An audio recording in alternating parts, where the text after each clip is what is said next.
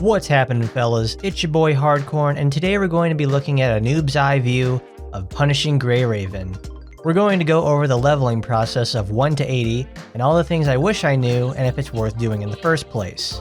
Make sure you like, comment, rate, favorite, and subscribe for more info on Punishing Grey Raven and other series.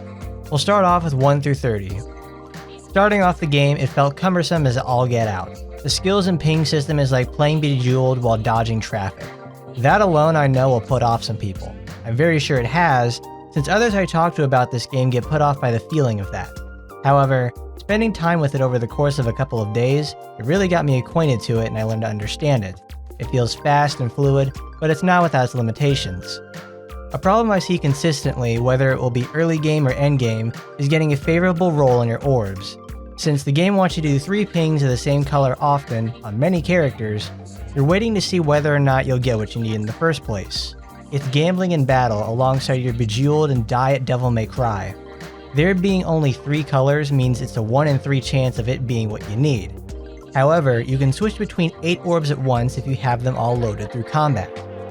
I put this here despite it being a problem regardless of level, since most situations can be solved with just playing more often to learn how to set up in the heat of battle. Later on, there are events and situations that help give more orbs to use.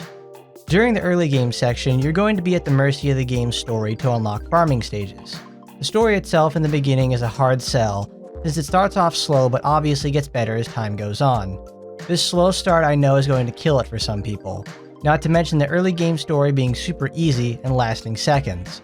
Due to that, you don't learn much about combat until you actually get to the farming stages. Something I really appreciate though, is that this game has an extensive optional tutorial system. Also, the ability for a player to try to learn about every character. Doing so has helped me understand the game faster and give me goals for characters I want to attain in the future. Which is really nice early game, as it gives me something to strive for. I want to mention this in the early section so others don't make the same mistake. You pick 3 characters and stick to that team. Like, the game gives you a few fire and dark damage characters, so I picked fire, stuck with it, and started from there. It's really to get you started, but also so you don't fall into a huge resource deficit. You don't spread yourself too thin, or else you're going to get resource gated somewhere very quickly. Though I can't forget about the assist guild missions. That is where you select an instructor, possibly ask them questions, and do missions for incredibly high EXP gain. There is no reason not to do this. All the missions are extremely simple, and you'll gain multiple levels per week. The rewards inside are great as well. It's truly made for new players and extremely worthwhile. Now move on to 30 to 50. After reaching level 40 and playing through the story, you'll unlock events. Events last about a month and are the most efficient way of spending your serum. Not to mention really fun to play, since you get special event-specific enhancements to make the farming feel pretty good. Not to mention also event-specific game modes. A lot of my time is spent here after unlocking it, since the event stores are actually quite engaging. Alongside that, the event shop gives great amounts of resources, dorm decor, and most importantly, 6-star memories. Memories are this game's passive effects that can be applied to every character. 6-star memories are the ideal ones for characters, and for some are the real make or break. Event shop always carries them so you can acquire them all over time. Memories are an extension of the only one team starting off statement I mentioned earlier. This is because you end up running 4 of one memory and 2 of another for their effects. It's still 6 of them at the end of the day, and the resources to level and overclock them rack up really fast. Take your time on these. They don't go anywhere and are swappable between similar idea characters in some cases. Dorms unlock as well, and these are the primary way to get resources to upgrade the affection of your constructs. It's really just a fun spot to hang out with all of them and play Dollhouse. A little hidden part of the dorms though is the ability to farm currency and get coding sketches. Codings are costumes in the game for weapons and characters, and is a simple way to farm them daily with the dorm. Personally, the dorms aren't my thing, and I appreciate what they do in these type of games for those who like it. It's better than some games that don't even have it at all. Guilds exist as well, and you can join one for the benefits of a club and also the rewards. They even have a Guild Wars segment where everybody fights to gain points and compete against other guilds. Standard fair number versus number situation. Contribute what you can unless you're one of those hardcore places that ask for a lot. Like, I picked one because I like the name, and it's generally a pretty alright experience. Level 50 is a pretty big milestone.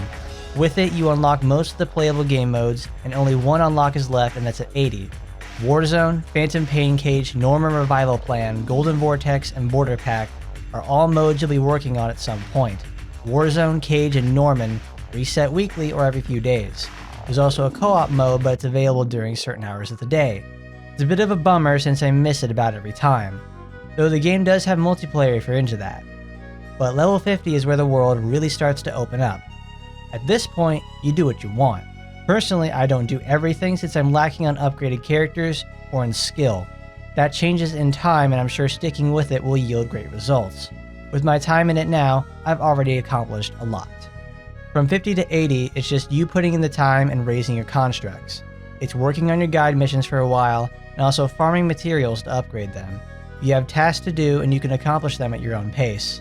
At this point, I have a team solidified and working, so I'm now accumulating resources and currency to complete future goals.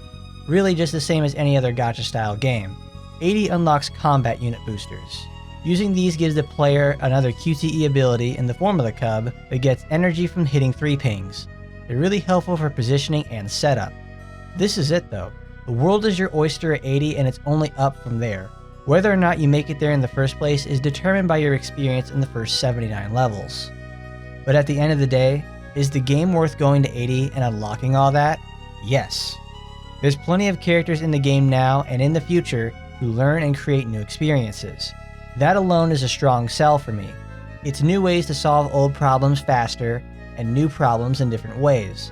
If there are any problems I have with this game, it's that enemy attack windups get lost in the sauce of particle effects over a huge model. You can see this with someone like Lucia, you get it at the beginning, and Liv Empiria, however you pronounce that. Over time in the game's life, spectacle creep has gotten to it.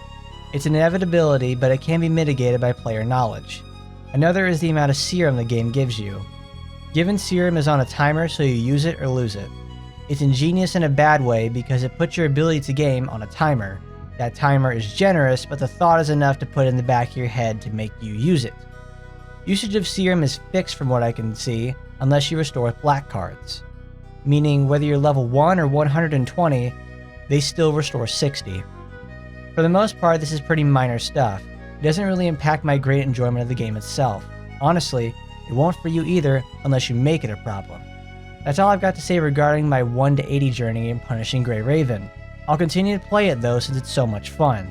Obviously, our experiences will differ, and in the future we may go into further concepts. In the meantime though, don't let the punishing virus punish you. And don't forget to like, comment, rate, favorite, subscribe, and as always, I'll see you next time. Bye bye everybody.